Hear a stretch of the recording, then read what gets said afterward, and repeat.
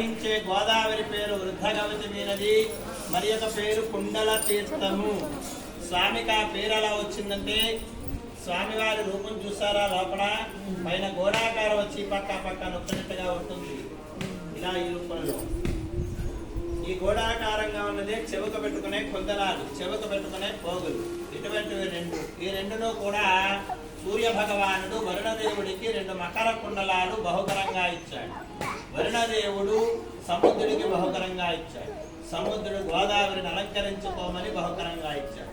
ఈ గోదావరి మాత అలంకరించుకోకుండా ఈ 2 కుండలాలని కూడా గౌతమ ఋషికి ఇచ్చి, గౌతమ ఋషితో అంటుందటండి గోదావరి మాత ఏమని, మునివర్య ఈ కుండలాలు 2ను కూడా ప్రతినిత్యము పూజకు పెట్టి చేయవయ్యా. ఇందులో ఒక కుండలము మానవులు పూజ చేసుకోవడం కోసం గోదావరి తీరాన, మరొక కుండలము దేవతలు పూజ చేసుకోవడం కోసం గోదావరి గర్భంలోనూ ప్రతిష్ఠించమని గౌతమ ఋషితో చెప్పగా, ఈ గౌతమ ఋషి కుండలాలను ప్రతిష్ఠించాలంటే నదీ స్నానం చేయాలి కనుక ఆయన తీసుకొచ్చిన గోదావరిలోనే స్నానం చేయగానే ఆయనకి వృద్ధాప్యం పోయి యవ్వనం వేసొచ్చింది. ఎవరికండి? గౌతమ ఋషి. అందుచేత ఈ గోదావరికి ఈ ప్రాంతం వరకు వృద్ధగౌతమి నది అని పేరు.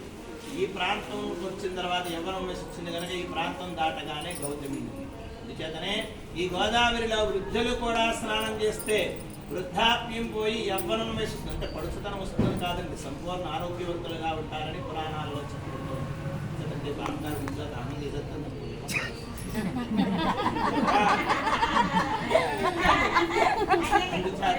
ఈ గౌతమ ఋషి ఈ గోదావరి మాత చెప్పిన విధంగా ఈ గౌతమ ఋషి గోదావరి తీరాన్ని ఒకటి ప్రతిష్ఠించమన్నారు కనుక మనం ఉన్న ప్రతిష్ఠిత పూర్వకాలంలో గోదావరి ఒడ్డు, ఈ గోదావరి ఒడ్డున ఈ ఆలయాన్ని నిర్మించి స్వామిని ప్రతిష్ఠించే సమయానికి భూమి మీద మానవ జన్మ లేదు. మానవులు భూమి నిర్మించక పూర్వం ఈ ఆలయాన్ని నిర్మించి స్వామిని ప్రతిష్ఠించారు.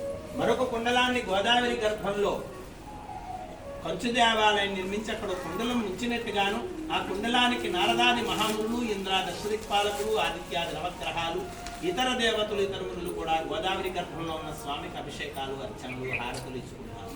మరి గోదావరి తీరానందు స్వామికి మానవులు లేరు, ఎవరు చేస్తున్నారు అంటే ఈ దేవతలు మునులే ప్రతి రోజు కూడా గోదావరి తీరానికి వచ్చి గోదావరిలో స్నానం చేసి స్వామికి చేస్తూ ఉండేవారు.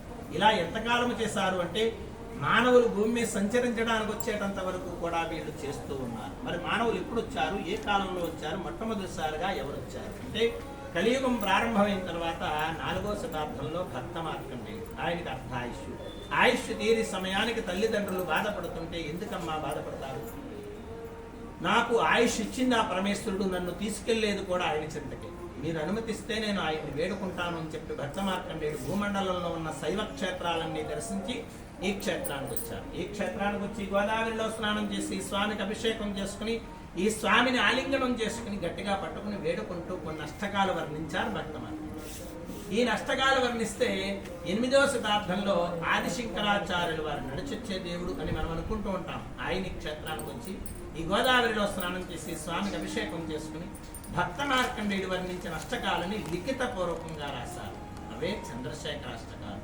చంద్రశేఖరాష్టకాల్లో భక్త మార్కండేయుడు కుండలేశ్వర స్వామిని పట్టుకుని వేడుకున్న శ్లోకము 4వ శ్లోకం. ఇంతకీ కుండలేశ్వర స్వామిని పట్టుకుని భక్త మార్కండేయుడు ఏమని వేడుకుంటున్నాడంటే, కుండలీకృత కుండలేశ్వర కుండలం వృషవాహనం నరదాది మునీశ్వరస్తుత వైభవం భువనేశ్వరం అంధకాంతదమాశ్రితామర పాదపం మదనాంతకం చంద్రశేఖరమాశ్రయే మమ కింకర్షతి వయ్యమః. ఓ కుండలాకారంలో ఉండే కుండలేశ్వర స్వామి, వృషభ వాహనుడవై ఉన్నావయ్యా, నారదాది మహామునుల చేత అర్చించబడుతున్నావయ్యా. అంధకాంతక రాక్షసులు శివభక్తులను సంహరిస్తుంటే ఆ రాక్షసులు నీవు సంహరించావయ్యా, ఈ యమకింకరం నుండి నన్ను కాపాడలేవెట్టయ్యా కుండలేశ్వర అని భక్త మార్కండేయుడు కుండలేశ్వర స్వామిని పట్టుకుని వేడుకున్నాడు. 15వ శతాబ్దంలో శ్రీకృష్ణ దేవరాయల పరిపాలనలో ఆస్థాన కవిగా శ్రీనాథ మహాకవి ఉండేవారు. ఆ శ్రీనాథ మహాకవి క్షేత్రానికి వచ్చి ఈ గోదావరిలో స్నానం చేసి స్వామికి అభిషేకం చేసుకుని ఇక్కడ నుండి కాశీ వెళ్ళి ఆయన కాశీ నదిలో స్నానం చేసి విశ్వేశ్వరుడికి అభిషేకం చేసుకుని కాశీఖండాన్ని తెలుగులో రాశారండి. ఆయన తెలుగులో రాస్తూ కాశీలో ఉన్న విశ్వేశ్వరుడితో సమానమైన కుండలేశ్వర స్వామి, కాశీ కాశీ పురాణంలో ఇలా రాశారు ఆయన. అంతేకాదండి శ్రీనాథ మహాకవి కాశీఖండంలో రాస్తే ఈ క్షేత్రం గురించి ఇంకా ఏ ఏ పురాణాల్లో వర్ణించబడింది అంటే కాశీఖండము, భీమఖండము, బ్రహ్మాండ పురాణము, గౌతమి గ్రంథము, మార్కండేయ పురాణము, శైవ కళ్యాణ ప్రకరణ, శివ పురాణంలోనూ కూడా ఈ క్షేత్రం గురించి వర్ణించబడింది. మరి శ్రీనాథ మహాకవి వచ్చి వెళ్ళిన తర్వాత ఈ స్వామికి ఎవరు చేస్తున్నారు అంటే మా తరాల వారం మేము చేస్తున్నామండి. అంటే కాశీలో ఉన్న గంగాదేవి ఆవిడ రూపం ఎలా ఉంటుందండి, హంస ఎంత తెల్లగా ఉంటుందో అంత తెల్లటి గంగాజలాలు. అంటే ప్రతిరోజు కూడా ఎన్నో వేల మంది భక్తులు వెళ్ళి స్నానాలు చేసి పాపాలు చూస్తున్నారు. ఈ పాపభారం మోయలేక ఆవిడ ప్రతిరోజు కూడా రాత్రి సమయంలో ఈ గోదావరి తీరానికి వచ్చి కాకి రూపం దాల్చి గోదావరి తీరానికి వచ్చి ఈ గోదావరిలో స్నానం చేసి పాపాలన్నీ ఇక్కడ వదులుచుకుని కాకి రూపాన్ని ఇక్కడ వదులు చేసి హంస రూపం దాల్చి మరలా కాశీ వెళ్తోందటండి. కాశీలో ఉన్న గంగాదేవి. అంతేకాదటండి మన భూమండలంలో ఉన్న పుణ్యనదులన్నీ కూడా ప్రతిరోజు పాపభారం మోయలేక రాత్రి సమయంలో ఈ గోదావరి తీరానికి వచ్చి గోదావరిలో స్నానం చేసి పాపాలన్నీ కొడుదుచుకుని మరలా యథాస్థానం. అలాగే ఈ ఆలయానికి వచ్చే భక్తులందరూ కూడా ముందుగా గోదావరి స్నానం చేసి స్వామిని దర్శనం చేసుకుంటున్నారు. మరి ఇంతమంది వచ్చి గోదావరిలో స్నానాలు చేసి పాపాలు వదులుస్తుంటే మరి గోదావరి మాతకి పాపభారం పెరిగిపోవట్లేదా అండి?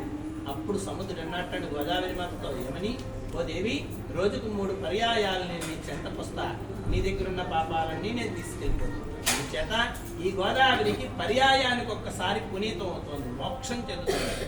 అందుచేతనే మన భూమండలంలో ఉన్న పుణ్య నదులన్నిటికీ కూడా 12 సంవత్సరాలకు ఒక్కసారి పుష్కరాలు వస్తాయి. ఈ గోదావరికి ప్రతిరోజు పుష్కరమే. ఎందుచేతనంటే అండి ఈ గోదావరి పేరు వృద్ధగవతిమి నది అని చెప్పుకున్నాం. మరి ఒక పేరు కుండల తీర్థం అని కూడా చెప్పుకున్నాం. ఆ పేరు ఎలా వచ్చిందంటే గోదావరి గర్భంలో ఒక కుండలేశ్వర స్వామి ఉన్నాడు. ఆ కుండలేశ్వర స్వామి మీదుగా గోదావరి ప్రవహిస్తుంది. అందుచేత కుండల తీర్థం అని చెప్పుకున్నాం. ఆలయంలో ఉన్న స్వామిని మీరు ముట్టుకోవడానికి మీకు అర్హత లేదు. మీ పేరున మేము ముట్టుకుని మేము పూజ చేయడానికి మాకు అర్హత లేదు. మరి గోదావరి గర్భంలో ఉన్న స్వామిని మీరు ముట్టుకోవడానికి అర్హత ఉంది, కానీ దర్శనం లేదు. దేవతలే పూజ చేస్తున్నారు. అందుచేత అక్కడున్న కుండలేశ్వర స్వామిని తాకాలంటే, తాకినంత ఫలితం రావాలంటే ఏం చేయాలి అంటే అక్కడున్న కుండల తీర్థంలో స్నానం చేయగానే అక్కడున్న కుండలేశ్వర స్వామిని తాకినంత ఫలితం వస్తుంది. అప్పుడు స్వామి దర్శనం కావాలి. ఆలయానికి వచ్చి ఇక్కడ స్వామి దర్శనం చేసుకోవాలి. ఇదే కాదండి ఆ కుండల తీర్థంలో స్నానం చేయగానే ఆ కుండల తీర్థాలు మన శరీరానికి తగలగానే మనకున్న దోషాలు నశిస్తున్నాయి, మనకున్న అనారోగ్యాలు నశిస్తున్నాయి. అందుచేత ఆ కుండల తీర్థానికి అంత విశిస్తుంది. అంతేకాదండి ఇక్కడ గోదావరి స్నానమే ప్రాముఖ్యత. గోదావరి స్నానం చేసిన తర్వాతే స్వామి దర్శనం చేసుకోవాలి. కాశీ వెళ్ళాలంటే ముందుగా ఈ క్షేత్రానికి రావాలి. ఇక్కడ గోదావరి స్నానం చేసి ఈ స్వామికి అభిషేకం చేయించుకున్న దర్శనం చేసుకున్న తరువాత కాశీ వెళ్ళి వారికి మాత్రమే మేము సంకల్పం చెప్తాం. ఆ సంకల్పం చెప్పించుకుని కాశీ వెళ్ళి కాశీ నదిలో స్నానం చేస్తేటండి కాశీలో ఉన్న గంగాదేవి అంటుందండి, ఏమని, ఈ భక్తులు వాళ్ళ పాపాలు అక్కడ గోదావరిలో వదిలించుకుని నాకు పాపభారం తగ్గించారు, వీళ్ళు తక్షణమే వీళ్ళకి శివ సాహిత్యం కలగాలిగా కానీ వరమిస్తుంటాం. కాశీలో ఉన్న గంగాదేవి అంత విశిష్టమైన తీర్థము, విశిష్టమైన క్షేత్రం. అంతేకాదండి ఈ కుండల తీర్థానికి మరొక విశిష్టత ఉంది. అదేమిటంటే ఈ కుండల తీర్థాన్ని మన కంటితో చూసినా చేతులతో తాకినా ఒక్కసారి స్నానం చేసి స్వామిని ఒక్కసారి దర్శనం చేసుకుంటే ఒకేసారి 10,000 గోవులు దానం చేస్తే ఎంత ఫలితం జరుగుతుందో అంత ఫలితం జరుగుతుంది. అంతేకాదండి మరొక విశిష్టత ఉంది కుండల తీర్థానికి. అదేమిటంటే రోజుకు 3 సార్లు రుచి మారుతూ ఉంటుంది, టేస్ట్ మారుతూ ఉంటుందండి కుండల తీర్థానికి. అదేలాగంటే ఇప్పుడు వెళ్ళి స్నానం చేసి వచ్చారనుకోండి, ఉప్పదనం వచ్చిందనుకోండి, సముద్రుడు వచ్చాడు గోదావరి దగ్గరికి పాపాలు తీసుకెళ్ళడానికి, మరలా 3 గంటలు పోయాక 4 గంటలు పోయాక మరలా వెళ్ళి స్నానం చేశారనుకోండి, చప్పదనం వచ్చిందనుకోండి, గోదావరి సముద్రంలో కలుస్తుంది. అలాగే ఈ గోదావరికే రుచులు మారుతుంది. మరి కాశీలో ఉన్న గంగాదేవి మన భూమండలం ఉన్న పుణ్య నదులన్నింటికి కూడా ఒకటే రుచులు మారు. ఎందుచేతనంటే ఈ నదులన్నింటి దగ్గర కూడా సముద్రుడు వెళ్ళడు. అందుచేత ఈ నదులన్నీ కూడా ఇక్కడ గోదావరి తీరానికి వచ్చి ఇక్కడ గోదావరిలో స్నానం చేసి ఇక్కడ సముద్రుని కలుసుకుని వీళ్ళ దగ్గర ఉన్న పాపాలన్నీ సముద్రుడు గప్పచెప్పి అలా యథాస్థానాన్ని. అందుచేత ఈ గోదావరికి అంత విశిష్టం. అంతేకాదండి కాశీలో ఉన్న యాత్రికులు, కాశీలో ఉన్న అర్చకులు సంవత్సరానికి ఒక్కసారి క్షేత్రానికి వచ్చి ఈ గోదావరిలో స్నానం చేసి స్వామికి అభిషేకాలు, అర్చనలు, హారతులు, ఆ రోజంతా జాగారం ఉండి మరుసటి రోజు చుట్టుపక్కల క్షేత్రాలు దర్శించుకుని మరలా కాశీ వెళ్తుంటారు. అలాగే ఈ మధ్యకాలంలో బ్రహ్మశ్రీ చాగంటి కోటేశ్వరరావు గారు కాశీ వెళ్ళి కాశీలో ఈ క్షేత్రం గురించి తెలుసుకునైనా తిరిగి వచ్చిన తర్వాత ఈ క్షేత్రానికి వచ్చారు. ఆయన ఎప్పుడు వచ్చారండి? 2015 పుష్కరాలకు ముందు వచ్చారు. వచ్చి ఈ గోదావరిలో స్నానం చేసి స్వామికి అభిషేకం చేసుకుని, అప్పట్లో ఆయన సొంత ఖర్చుతో 7 లక్షలు ఖర్చు పెట్టి గోదావరి తీరాన ఒక స్నానాల రేవు కట్టించారు కోటేశ్వరరావు. అంతేకాకుండా ఇక్కడ దగ్గరలో యానంలో ఉపన్యాసం చెప్తూ ఈ క్షేత్రం గురించి చెప్పడం జరిగిందండి. ఆయన అప్పుడు చెప్తే లాస్ట్ ఇయర్ కార్తీక మాసంలో ఒక భక్తుడు ఆయన చెప్పిన వ్యాఖ్యానాన్ని ఇన్స్టాగ్రామ్లో పెట్టారు. తక్షణమే 50 లక్షల మంది చూశారు. ఆ ఇన్స్టాగ్రామ్లో పెట్టిన భక్తులు ఎవరు ఇప్పటికీ మాకు తెలియదు. అప్పటి నుంచి ఈ క్షేత్రానికి భక్తుల తాకిడి పెరిగింది.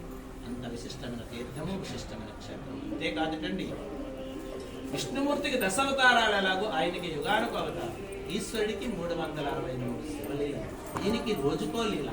ఓకే, మా పూర్వీకులు పురాణాలు తిరిగిస్తే మా పూర్వీకులకు దొరికినవి 26 శివలీలలు దొరికాయి.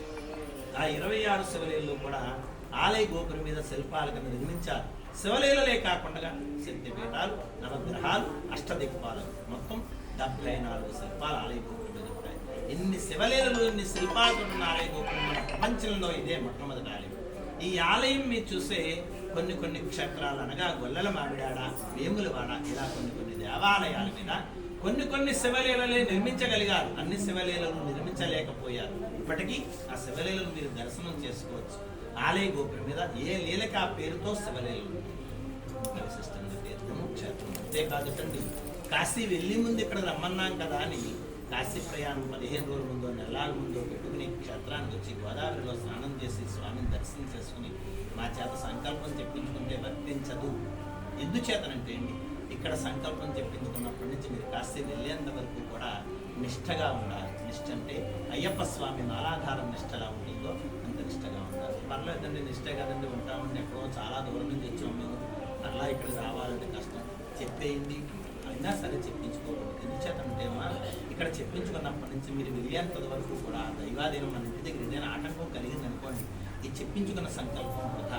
ఎందుచేతను కాశీ వెళ్ళే ముందు 1 రోజు ముందు కానీ 2 రోజుల ముందు కానీ ఈ క్షేత్రానికి వచ్చి ఈ గోదావరిలో స్నానం చేసి స్వామిని దర్శనం చేసుకుని మా చేత సంకల్పం చెప్పించుకుని ఇక్కడ గోదావరి నీళ్లు మీ ఇంటికి పట్టుకెళ్ళి మీరు కాశీ ప్రయాణం అయ్యేది. మీరు స్నానం చేసే నీలపాత్రలో ఈ నీళ్లు కలుపుకుని మరలా స్నానం చేసి స్వామిని తలుచుకుని ప్రయాణం సాగించాలి. అంత విశిష్టమైన తీర్థము క్షేత్రం. నమస్కారం చేసుకోండి. హర హర మహా